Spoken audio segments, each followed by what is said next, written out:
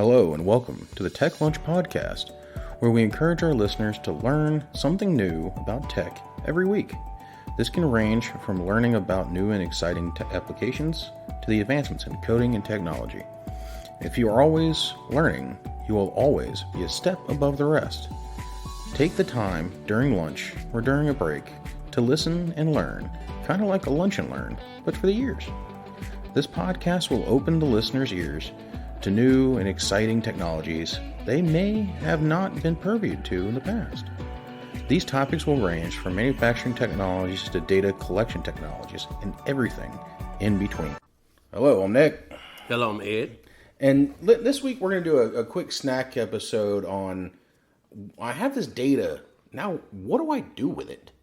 And we're talking about, Industry 4.0, IIot and IoT and MQTT over the past couple weeks.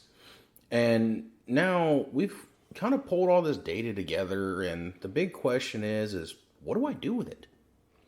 Yeah, how do you analyze the data? What benefit is it to gather all the data from the aspect from the shop floor? We always want to know how we can do things better and why we're not doing things better.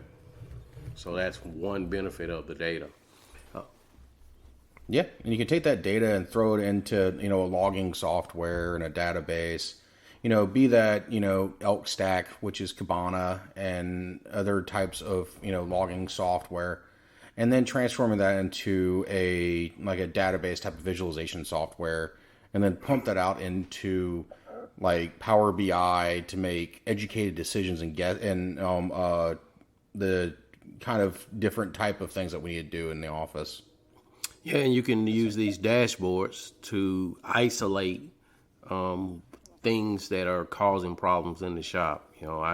I can use it to be predictive in nature. I can use it to also give me a trend of where I'm having issues in the shop, which technologies are causing issues in the shop, and which technologies are running efficient.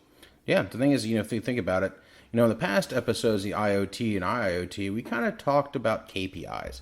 And once we gather all this data, we can actually turn data into KPI and kind of see the trends of where we're going. It's that theory, that we kind of covered in the MQTT episode of data is the new oil. And we're taking that data that we have from all aspects of production or inside of somebody's business or home use and converting it into something usable. Yeah, correct. And from a MTBF aspect, we want to know the curve. We want to know where we're failing. We want to know which technology is struggling, which technology is good. And if we're looking at it from a home aspect, we can look at it from the resources you use in the home. When do I need to increase the temperature on the thermostat? When do I do not? Maybe the thermostat can take temperature readings from outside, and then over a time can look at how the thermostat was adjusted and say, hey, I know when we need to adjust the thermostat and why. Yeah. I think that the trend thing that we've got going on is probably the most crucial portion of any logging software that we could possibly use to look at any data we have, and that's to be doing trend analysis. And it's not just trend analysis for predictive and proactive maintenance or proactive sales pitches and stuff like that if you're in the sales market. It's kind of looking at like consumption rates. Yeah, and that's a big thing, energy. It costs money to use energy, and it costs money when you use energy inefficiently. So imagine, if you will, if you had a smart system that used IoT, MQTT, logging systems to take this data and form trends and say, hey, if you do these things, you can save money. And everybody wants to save money. Right, and that kind of goes back to the Industry 4.0 mindset of big data, machine to machine, and having that data sitting there ready for you to make decisions off of. And, because an educated decision is better than a not educated decision. And the best way to make an educated decision is to attack it with the data and the proof that you have, because data does not lie. And the data is real time. The data is gathered in a real time environment, and the analysis can be done in a real time environment. Say, for example, if we use a tool like Power BI and display these things visually in a dashboard so that somebody can look at this, make an educated decision, and say, hey, here's the next steps. Yeah. That also tells us what we have to buy next. And it kind of tells us and guides us into the next greatest technology that we have to purchase to move forward in this industrial revolution. And the logging portion, it's not just for servers anymore. Everybody says, oh, I'm going to start logging this, I'm going to log that, I'm going to log this. And they're looking at a server and a software aspect thinking that, okay, well, I got to log all that. You got to log your, production output and stuff like that if you're in a production environment or in an office environment. Well, I don't want a mountain of data. I want to take that mountain and sculpture that data into something that I can use. I only need the data that I need. If, for example, I am having an issue with a sensor, I only need the data that's pertinent to that sensor. I don't need the data for every sensor outside of that sensor. So what you can do is you can tailor the data. And that's what you want to do with these logging tools. That's what you want to do with Elastic. That's what you want to do with Kibana. That's what you want to do with Python, setting up AI algorithms. Those are the things you want to do. Yeah, it helps you make better decisions. And the thing is, and it kind of touched on it just a little bit, of the diving into a single application.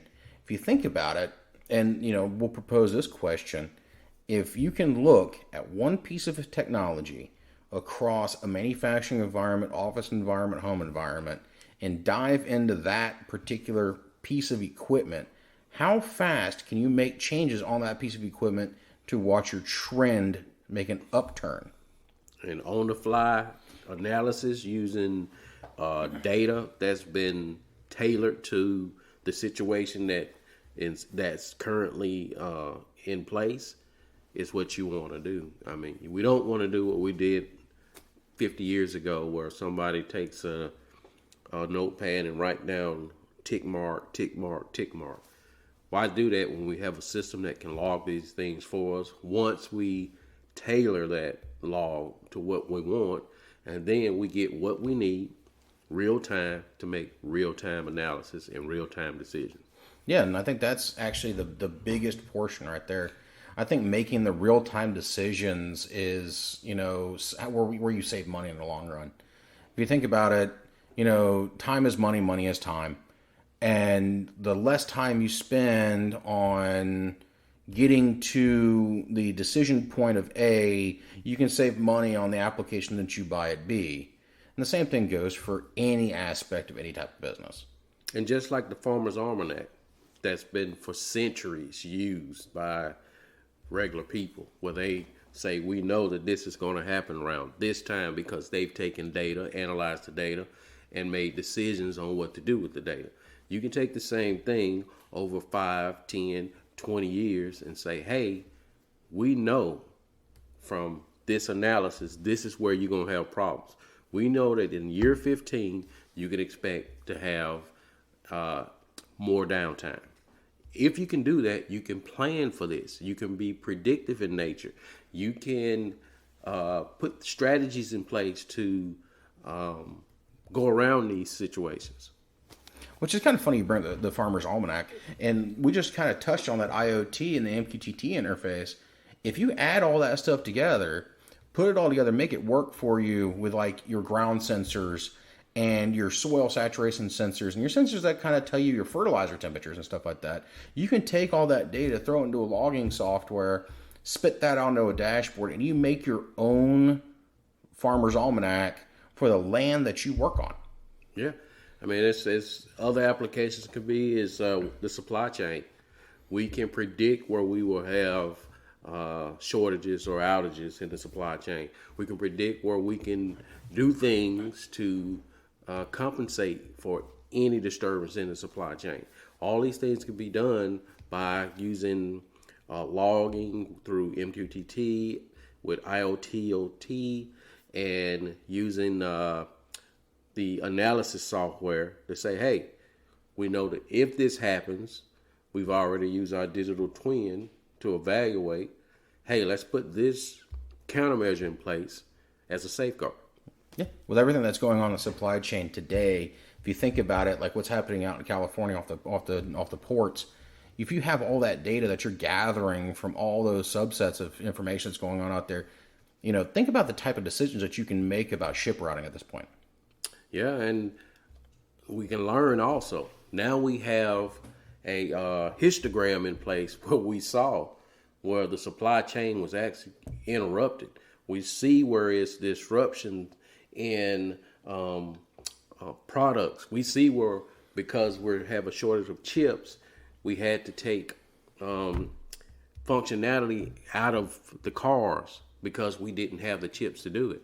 So now that we have this data, and now that you can run some analysis on this data, in the future you can say, well, hey, we maybe need to have an emergency factory, or maybe we need another factory just to produce so many, just in case. We still should be just in time, but we should always be just in case when it comes to the supply chain. Yeah, and even thinking about that and using the supply chain thing as an example, is it tells us how much more we have to order ahead of time to prevent these issues from happening. If we can foresee something happening, say 6, 8 months, 9 months prior, we know that we need to put a bigger order in to compensate for a possible failure in the movement of goods and materials from point A to point B and from port to port or port to land, depending on how you look at it. Right, and we should be dynamic and not static. The data is dynamic, the data is never static, so we should be able to use these logging tools to make all processes better. We should be able to make the worker on the floor better by analyzing the data. And the logs do that for you. It's not something that we have to do by hand anymore. This can all be done by automating these logs and automating this analysis and then making decisions, and the human can make the machine better. Yeah, it kind of makes it makes the entire chain smarter, and it makes people more advantageous and more willing to make decisions on harder hit subjects and stuff like that, and stuff that they may or may not know about, now or in the future. But they can learn about it, they can get kind of moving on it, and they can also sit there and go, okay, cool, guess what? I know I need my data for this. Let me set up a sensor real quick so I can log that data. Right, and with the dashboard, I don't have to explain complex systems to a CEO. The CEO can see in real time, this is what I have. Here's the issue. Here's the throughput. Here's the machine downtime that caused some issues with the throughput. Here's some things we can do as a workaround.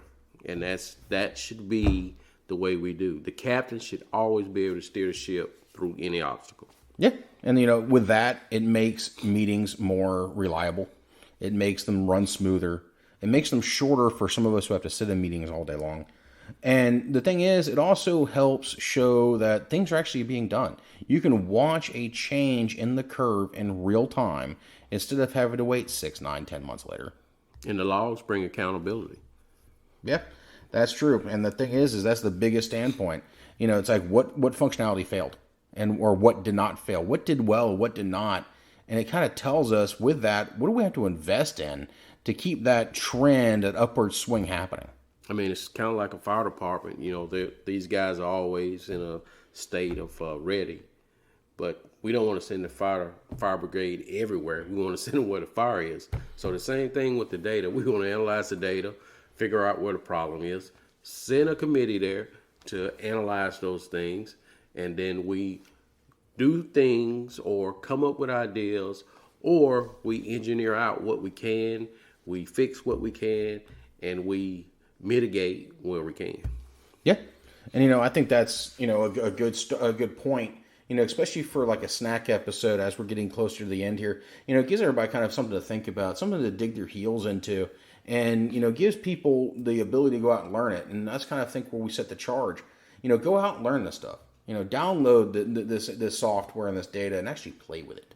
Yeah, and then look at it, learn from it, and then from there, embrace yourself in it. Yeah, 100% agree with that. And I really think that, more we learn and the more we are fluent at this data and this type of stuff, the better that, industry will turn out to. And that's why it's like, hey, if we can charge somebody to go out and learn it, hey, we'll let them go ahead and do that. And we hope they do. Thank you for listening to the Tech at Lunch podcast, where we hope you learned something about tech during your break or during your lunchtime. If you did, please give us a follow to prevent missing future episodes. If you have any ideas or something you want to hear or learn about, please send us a show idea to podcast@vulcanara.com. Hope you have a good rest of the day and continue learning.